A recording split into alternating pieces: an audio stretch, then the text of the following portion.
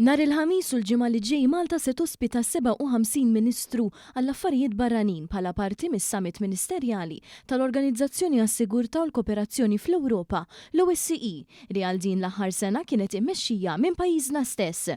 Għal dan is-summit se jkunu f'pajjiżna wkoll is-Segretarju tal-Istat Amerikan Antony Blinken u l-Ministru għall-Affarijiet Barranin Russu Sergej Lavrov. Ġimgħa qabel isir dan l-avveniment wan jużar l-aħħar tħejjijiet li għaddejjin fl-MFCC f'Taqali.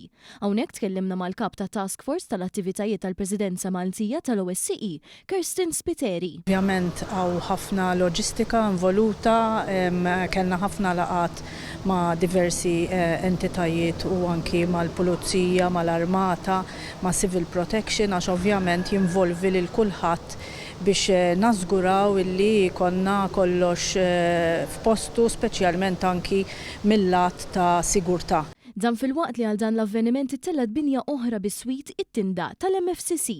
Li pratikament kellha timbena mill-ġdid il għaliex hawn numru kbar ta' kmamar li huma obbligatorji għax huma l-OSCE Secretariat li jgħidulek x'tib ta' kmamar kemm għandek bżonn u saħansitra kemm ikunu kbar.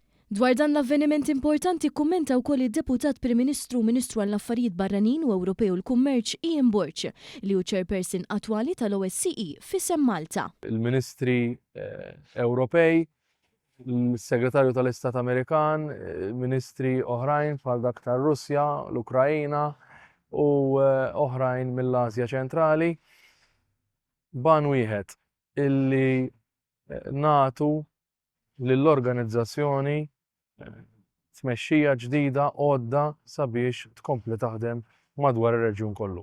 Għal dan is-summit f'pajjiżna se jattendu mal-200 ġurnalist barrani fil-waqt li mill-ewwel sas-6 ta' Diċembru se jidħol fis-seħħ kontroll temporanju fuq il-fruntieri ta' pajjiżna bħala miżura ta' sigurtà.